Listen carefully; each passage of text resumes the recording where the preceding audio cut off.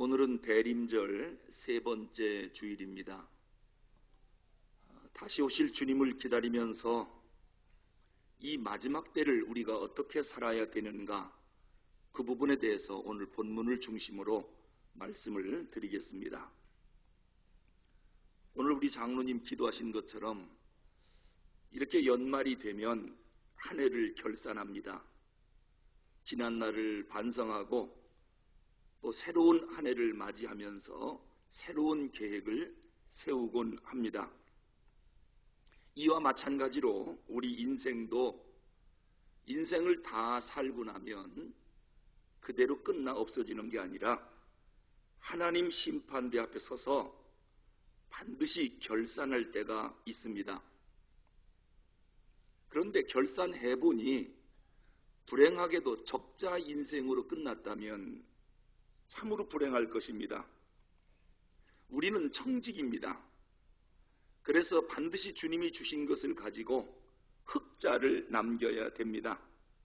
그래서 착하고 충성된 종이라고 하는 칭찬을 받아야 되는데, 만약에 인생을 잘못 살아서 적자 인생이 돼서 이 악하고 게으른 종아 책망 들으며 어두운 곳에 쫓겨나 이를 갈며 슬피 울면 이것보다 불행한 인생이 어디 있겠습니까?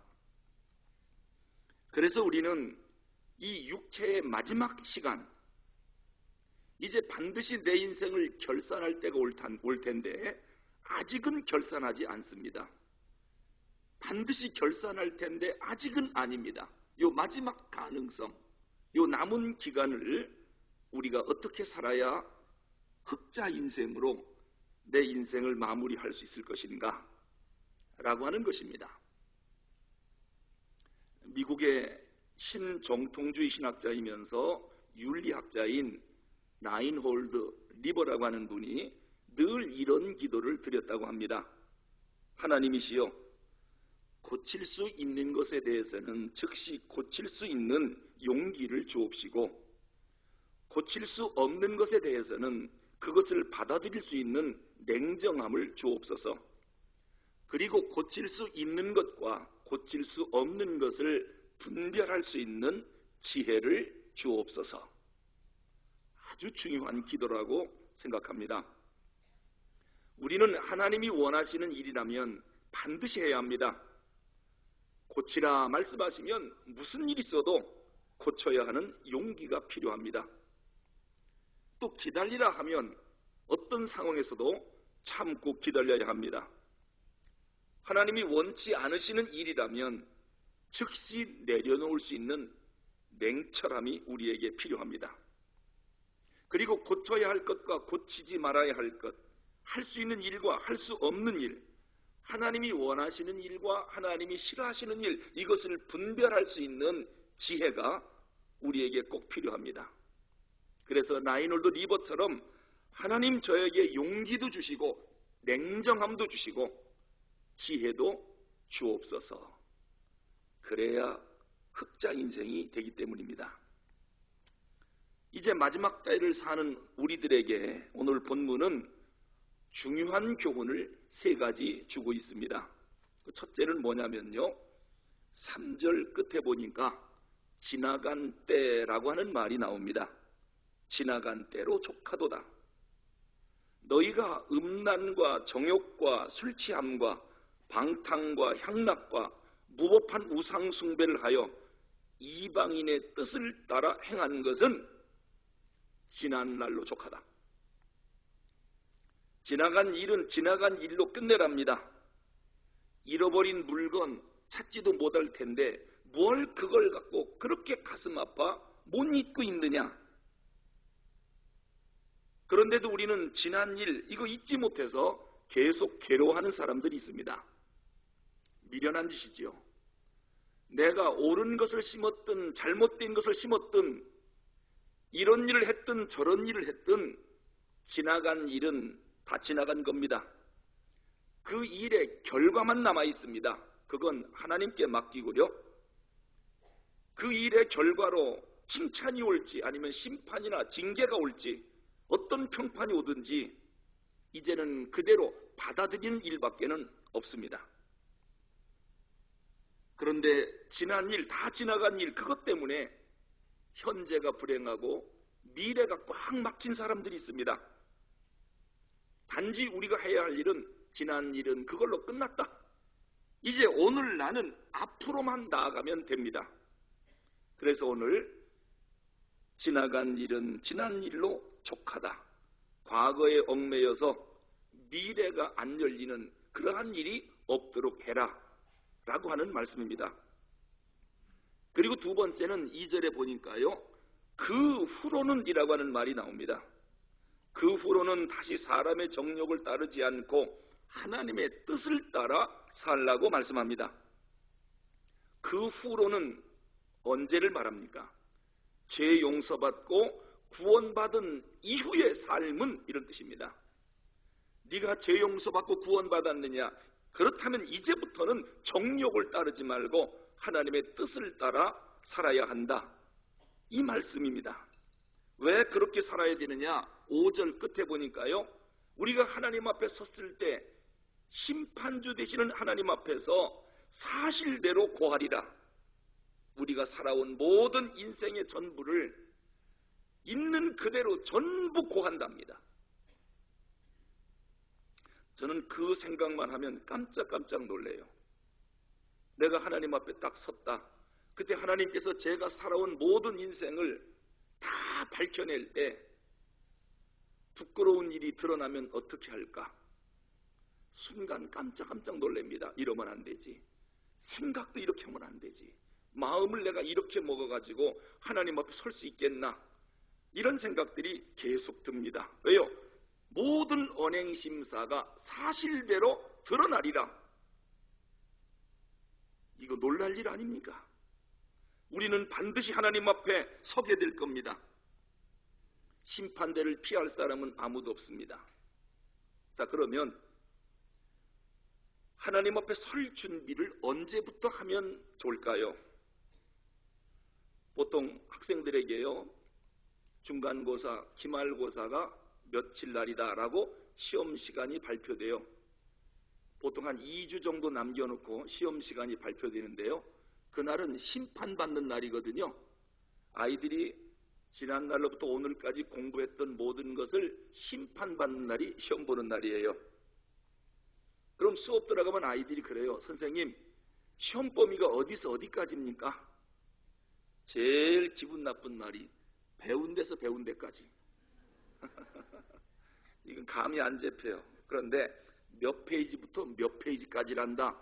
범위가 정해지면 아이들이 공부할 이제 목표가 생기는 거거든요. 범위를 알려주면 곧이어서 무슨 질문이 나오느냐? 힌트 좀 주세요. 힌트 좀 주세요. 근데 이제 마음이 너그러운 선생님은 막 좋은 힌트를 줘요. 그런가 하면 힌트를 일체 안 주는 선생님이 계셔요. 그럼 학생들이 참 고생을 많이 하죠. 이처럼 우리가 하나님 앞에 딱 서서 심판받을 때가 와요. 그날이 언제입니까? 답을 말씀드리죠. 곧 가까이 왔습니다. 힌트 좀 주세요. 어떻게 할까요? 어떻게 살아야 됩니까? 지금부터 하는 말씀 잘 들으세요. 힌트 드리니까.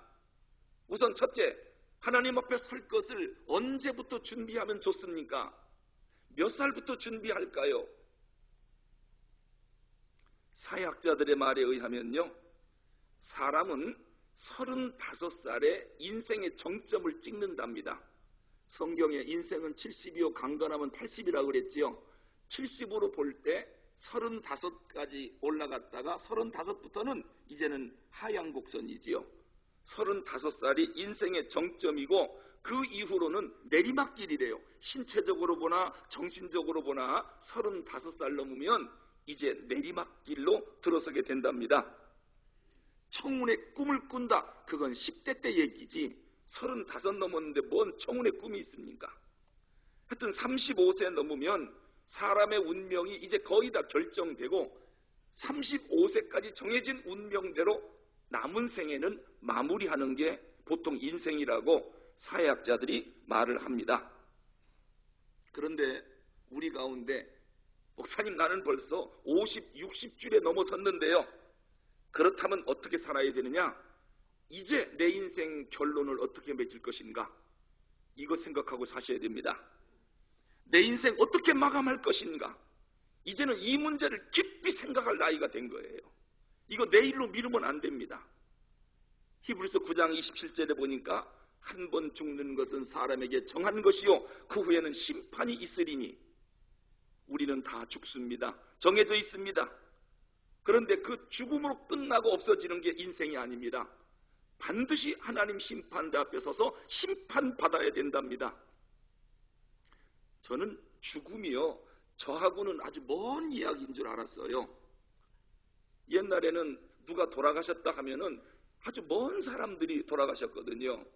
근데 이제는 누가 돌아가셨다 하면 저랑 가까운 사람들이 계속 세상을 떠요. 점점점 저한테 가까이 와요.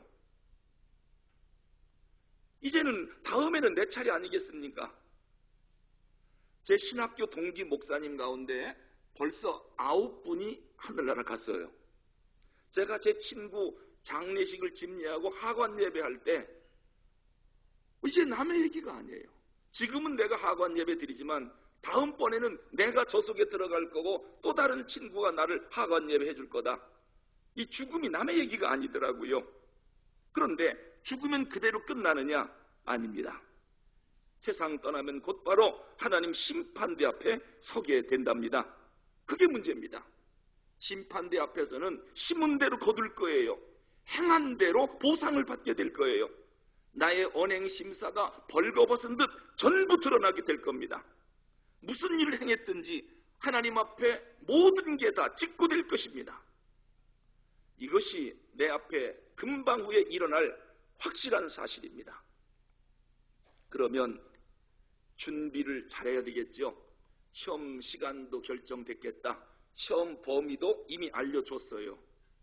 이제는 시험 볼 날이 다가오고 있기 때문에 준비를 철저히 해야 됩니다.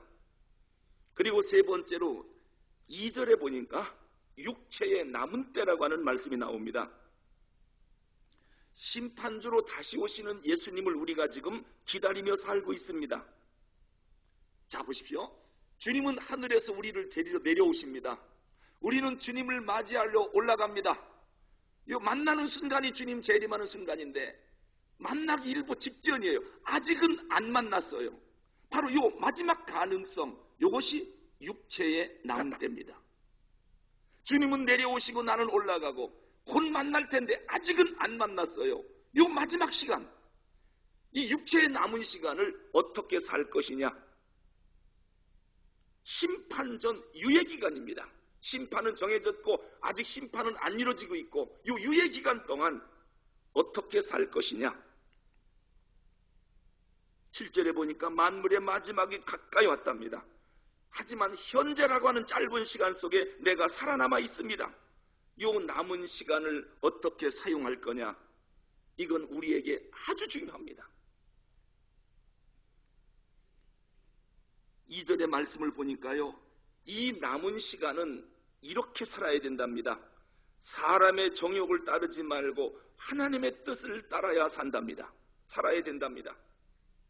지금까지는 정욕대로 살았는지 모르지만 지나간 날로 족합니다. 이후로는 주님 만날 날이 너무도 가깝기 때문에 정욕대로 살면 안 되고 하나님의 뜻대로 살아야 된답니다.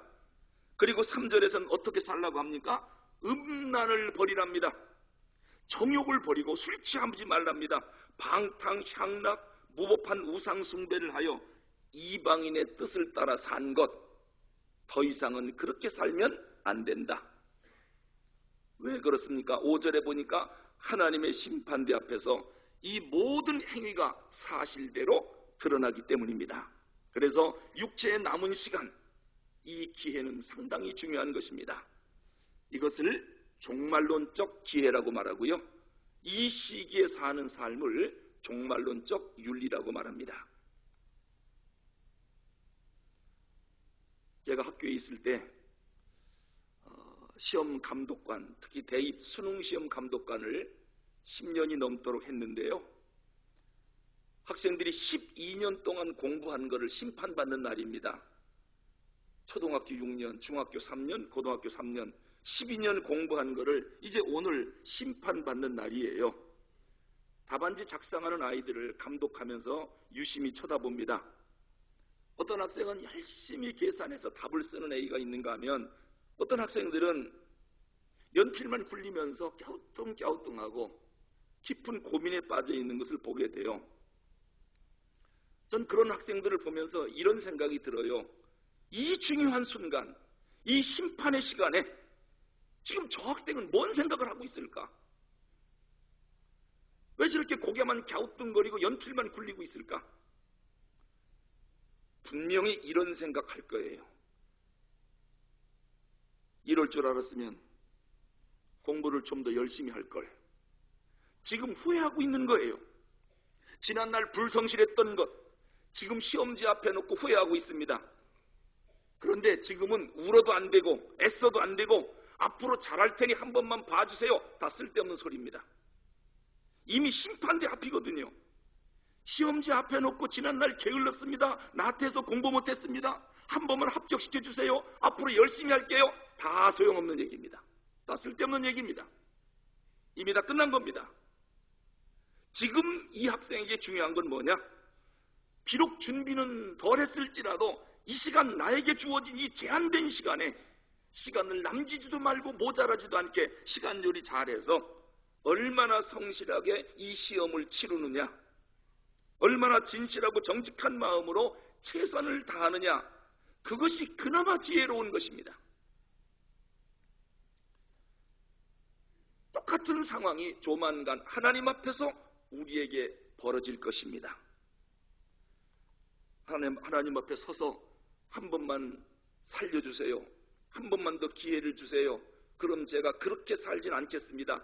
다 소용없는 얘기입니다. 제가 임종 예배를 드리러 중환자실에 가는 경우가 종종 있습니다. 한 번은 어떤 연세 많으신 집사님이 위독하시다고 해서 중환자실에 방문했거든요. 근데 마지막 기도를 해드리는데 아무래도 임종 기도를 해드리는 게 좋을 것 같아요. 그런데 이 집사님이 제 손을 잡고 마지막 목이만한 소리로 뭐라고 애원하느냐? 목사님, 한 번만 살려주세요. 한 번만 살려주세요. 나를 한 번만 살려주면 다시는 이렇게 안 살 거예요. 바르게 한 번 살 수 있도록 한 번만 살려달라고 하나님께 기도 좀 해주십시오. 나한테 이런 날이 올 줄 몰랐습니다. 여러분, 그런 이야기를 들으면 목사로서 무슨 생각이 드느냐? 아니, 사람이 태어나면 죽는다. 그걸 몰랐다고요? 교수를 지낸 분 아닙니까? 아니, 이런 날이 올 줄 몰랐다니. 한 번만 기회를 주시면 이렇게 살지 않겠다고요? 아니, 그동안 그것도 모르고 살았단 말입니까? 다 쓸데없는 소리예요. 이제 와서 무슨 소리입니까? 제가 그러면서 집사님, 보니까 맥박이 점점 떨어지고 있는데 이제는 천국 갈 시간이에요. 잘 권면하고 천국에 대한 소망을 심어주고 그리고 기도를 해드립니다. 근데 순간 마지막 아멘 하더라고요. 그러면서 얼굴이 편안해지면서 환해져요. 그러다가 숨을 거두더라고요.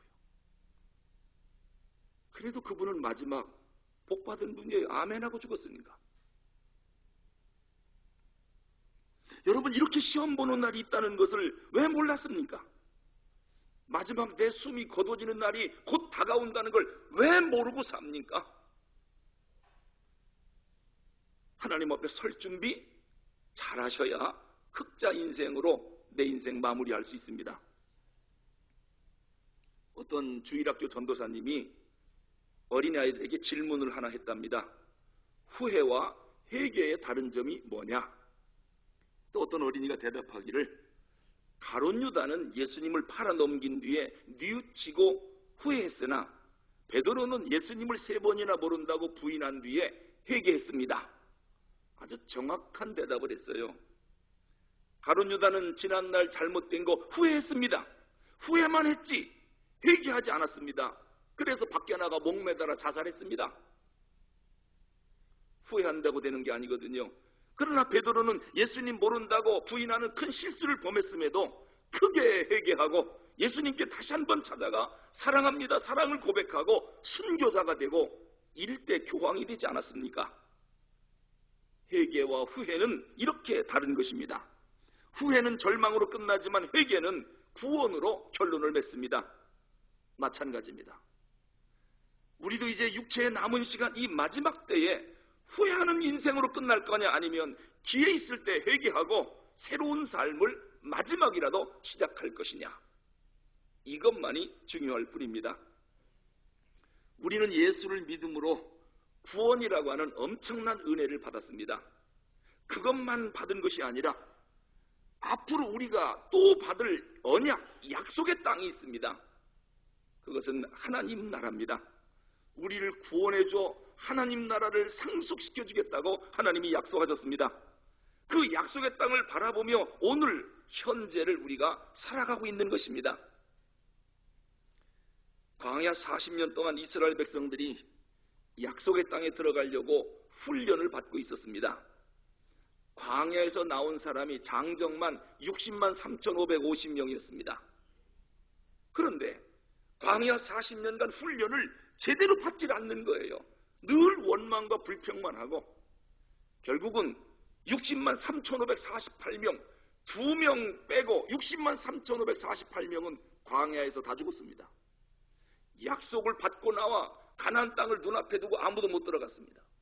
여호수아 갈렙 2명만 약속대로 약속의 땅에 들어간 것입니다. 성도 여러분, 우리는 구원받았습니다. 홍해를 건너왔습니다. 세례받은 사람들입니다. 광야 40년 동안 약속의 땅 들어가려고 지금 훈련들 받고 있잖아요. 훈련 잘 받으셔야 됩니다. 그렇지 않으면 광야에 그냥 다 묻혀버립니다. 가나안 땅 못 들어갑니다. 영적 훈련 잘 받으셔야 됩니다. 이스라엘처럼 실패하면 안 됩니다. 그런데 그 약속의 땅에 들어갈 시간이 생각보다 짧습니다. 얼마 남지 않았습니다.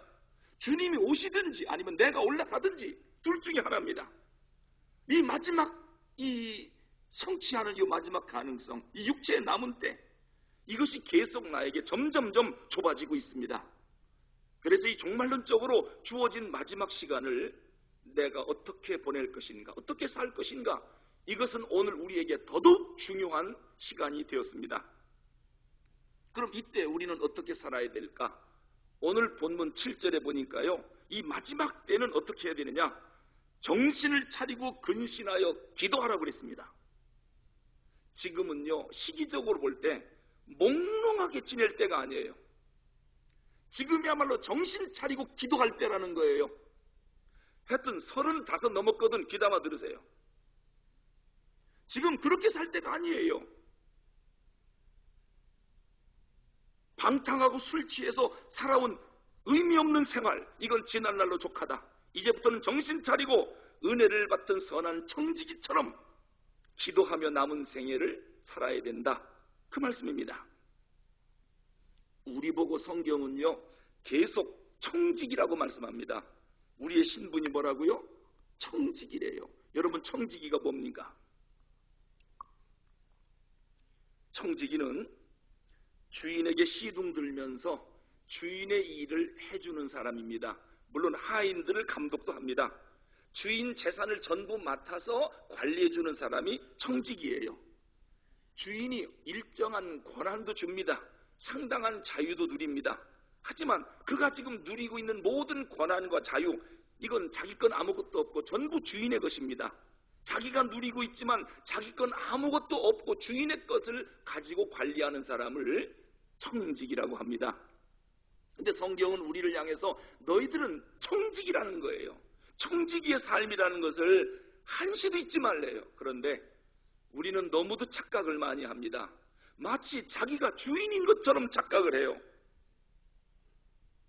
착각은 자유다, 그런 말이 있죠. 우리가 남의 물건을 빌려다가 오래 쓰면 마치 자기 것으로 착각을 해요. 그래서 주인이 돌려달라고 하면 꼭 뺏기는 것 같은 아쉬움이 있어요. 이게 남의 것 갖다 오래 쓰면 그런 일이 생겨요. 여러분, 우리는 청지기로서 지금 이 순간 내 것이 아닌데 내 것으로 착각을 하고 붙잡고 사는 것들이 많이 있습니다. 내 것이라고 생각하고 내가 매일 누리고 있는데 이거 사실 주인께서 우리에게 잠시 맡겨준 거거든요. 우선 시간이라고 하는 것도 그렇습니다. 명예도 그렇고 물질도 그렇고 심지어는 내 생명, 만신창이가 된 내 인격조차도 내 것이 아닙니다. 하나님이 나에게 지금 누리라고 맡겨준 것입니다. 관리해달라고 위임시켜준 것입니다. 그런데 오랜 세월 동안 내가 맡아서 관리하다 보니까 어느새 내 것인 줄로 착각을 하고 있습니다. 이거 내 것이 아니거든요. 우리는 마지막 순간 청직이라고 하는 이 생각을 다시 찾아야 됩니다. 달란트 비유에서 말씀하신 것처럼 애당초 주님 것을 종들에게 1달란트, 2달란트, 5달란트 나눠줬습니다. 이제 청직인 종들이 해야 할 일은 5달란트로 10달란트를 만들어야 하고 2달란트를 4달란트로 만들어야 하는, 열심히 일해서 흑자 인생을 만들어 놓으면 주인이 오시는 날 이제는 결산을 하겠답니다. 그럼 청지기들은 갖고 가서 주인의 것을 이렇게 흑자 인생으로 만들었습니다라고 할 때 착하고 충성된 종아 하면서 주인의 잔치자리에 우리를 들어오게 할 것입니다. 우리에게 맡겨준 것들을 어떻게 관리하고 사용했는지, 얼마나 많은 이익을 남겼는지 주님이 나에게 반드시 물어볼 겁니다. 내가 너에게는 남달리 건강을 주었지 너 그 건강으로 무슨 일 하고 왔느냐? 주님이 물어볼 겁니다. 남달리 너에게는 장수의 복을 주었지 그 많은 날 무슨 일 하다가 나한테 왔느냐? 너에게는 남달리 물질을 내가 많이 줬는데 그 물질로 무슨 선한 일을 하고 나한테 왔느냐? 주께서 반드시 물어볼 겁니다. 계산할 겁니다. 이러한 청직이라고 하는 것을 한시도 잊지 마시고 결산 준비를 잘 할 수 있기를 바랍니다. 금년도 마지막 달 마지막 시간을 오늘 우리가 지금 보내고 있습니다. 너희는 정신을 차리고 근신하여 기도하라고 말씀합니다. 그 다음에 두 번째, 이 마지막 인생을 사는 우리들에게 무엇보다도 뜨겁게 서로 사랑하라 말씀했습니다. 여러분, 인생 마무리할 때는 사랑으로 마무리하셔야 됩니다. 아시겠습니까? 사랑은 허다한 죄를 덮습니다. 마지막 사는 사람들은 사람의 허물을 덮어주며 살아야 돼요. 허물을 덮어주는 사람. 절대로 남의 허물 들춰내지 마세요. 마지막 죽음을 앞두고 그렇게 하는 거 아니에요. 뜨겁게 사랑해라. 뜨겁게 사랑해라. 그리고 세 번째, 서로 대접하기를 원망 없이 하고 열심히 대접하래요. 지금까지는 대접만 받고 살았습니까? 이제는 죽음을 앞두고는 그렇게 사는 거 아니에요. 대접하고 살아야 돼요. 주고 살아야 돼요. 그리고 선한 청지기 같이 서로 봉사하라. 마지막을 사는 사람들은 마지막 열심히 봉사하는 거예요.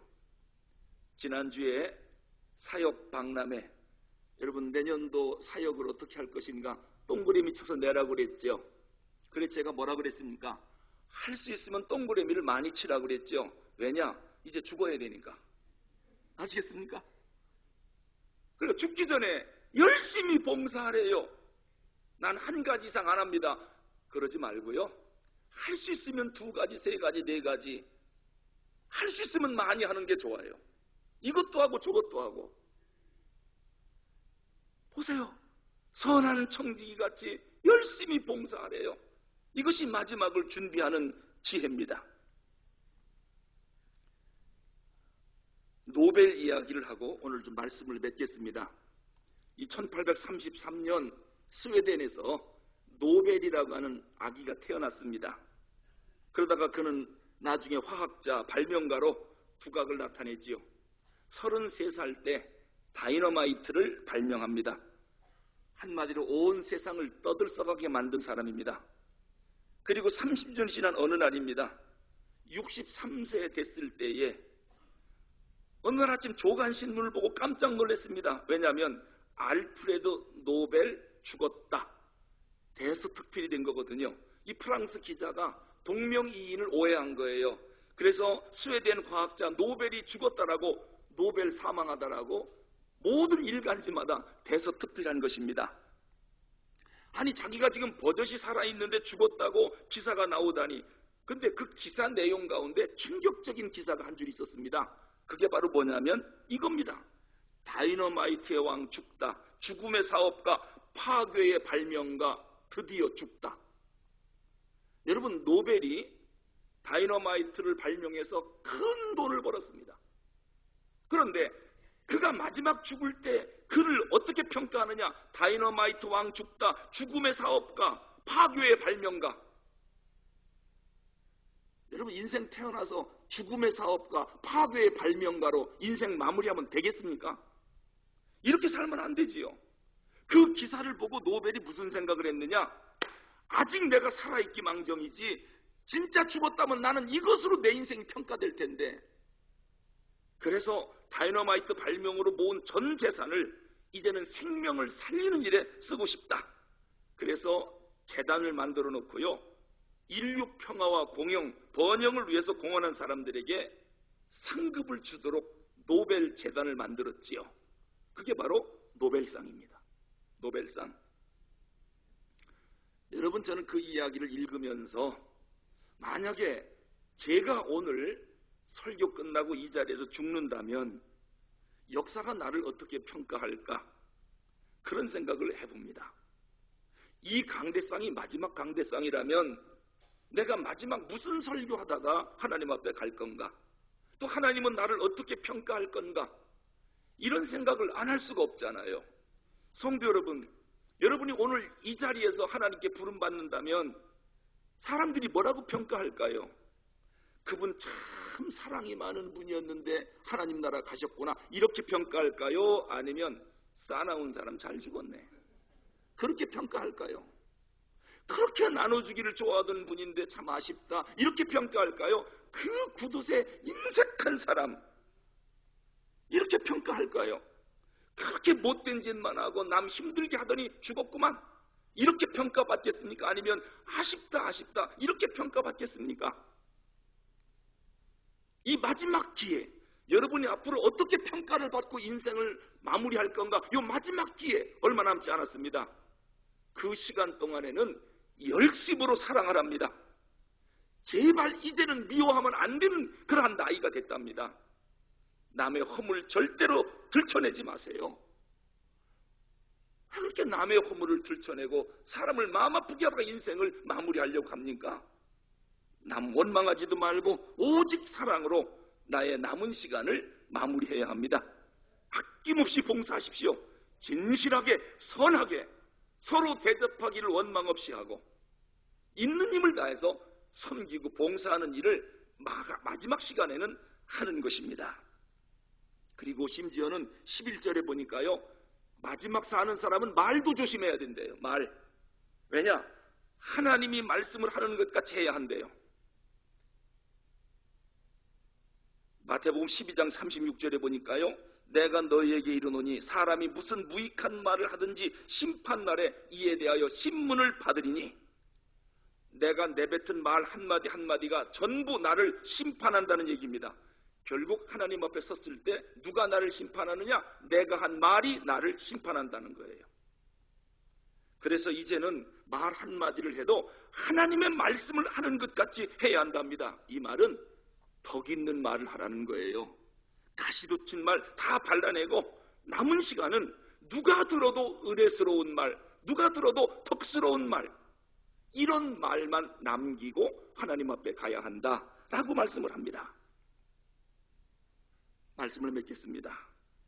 우리는 하나님의 은혜를 맡은 선한 청지기들입니다. 이제 주인이신 주님이 오실 날이 곧 다가왔습니다. 주인이 오시면 우리에게 맡긴 모든 거 전부 다 결산하자고 심판대로 우리를 불러낼 것입니다. 지난날 충성하지 못한 거 심판대 앞에서 여러분 후회하시면 안 됩니다.